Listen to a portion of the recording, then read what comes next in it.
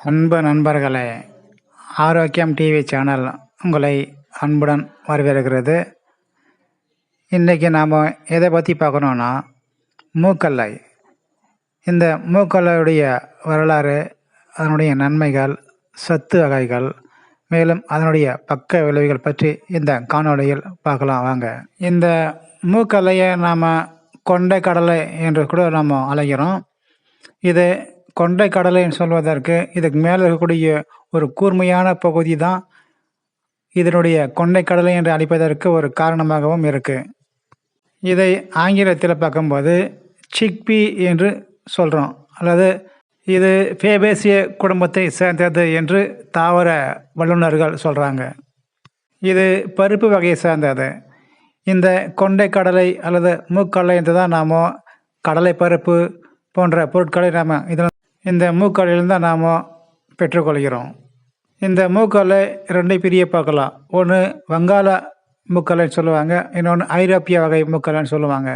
இதுவும் இரண்டு நிறத்தில் காணப்படும். ஒன்று பழுப்பு நிறத்திலும் மற்றொன்று வெள்ளை நிறத்திலும் காணப்படும். இது நம்முடைய இந்தியாவிலையும் மற்ற ஆசிய பகுதிகளிலும் இந்த பயிரை பயிரிடப்பட்டு வருகிறது.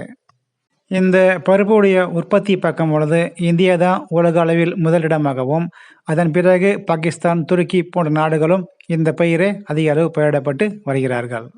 வெள்ளை நிறத்தில் உள்ள கொண்டை கடலுடைய அளவு சற்று பெரியதாக காணப்படும். அதாவது கருப்பு அல்லது பழுப்பு நிறத்தில் உள்ள கொண்டை கடலை ஒப்பிட்டு பார்க்கும் பொழுது வெள்ளை கொண்டை கடலை சைஸ் கொஞ்சம் பெருசாக தான் காணப்படும். ஆனால் சத்துன்னு பார்க்கும் பொழுது கருப்பு அல்லது பழுப்பு நிறத்தில் உள்ள கொண்டை கடலுக்குத்தான் சற்று வீரியம் அதிகம், சத்துக்களும் அதிகமாக காணப்படும்.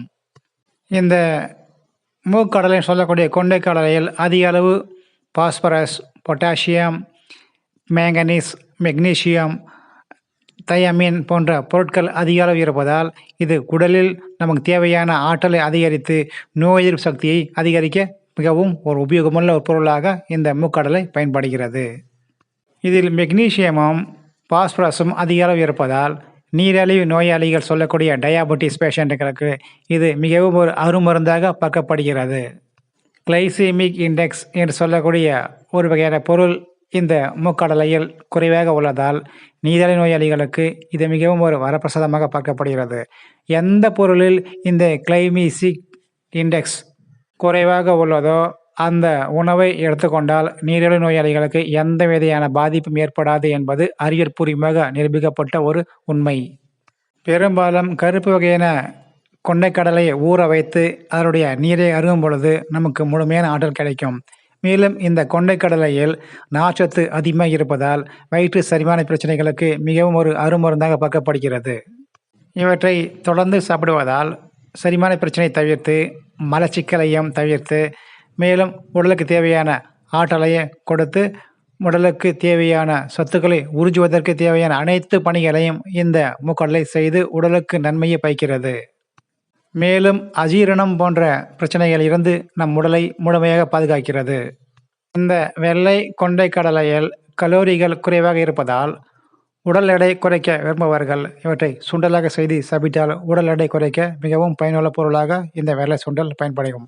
கொழுப்பு சத்து குறைவாக இருப்பதால் இதை உண்ணும் பொழுது நமக்கு இதய நோய் என்பது வராமல் தடுக்கப்படுகிறது. இப்பொழுது இந்த மூக்கடலையில் அடங்கியுள்ள சத்துக்கள் என்னென்ன என்பதை நாம் பார்ப்போம் வாங்க. தினமும் ஒரு 100 கிராம் கொண்டைக்கடலை உண்பதால் ஏற்படும் நன்மைகள் பற்றி பார்க்கலாம் வாங்க. அதில் முதலில் பார்த்தீங்கன்னா, கார்போஹைட்ரேட் சொல்லக்கூடிய மாவுச்சத்து 27 கிராம் உள்ளது.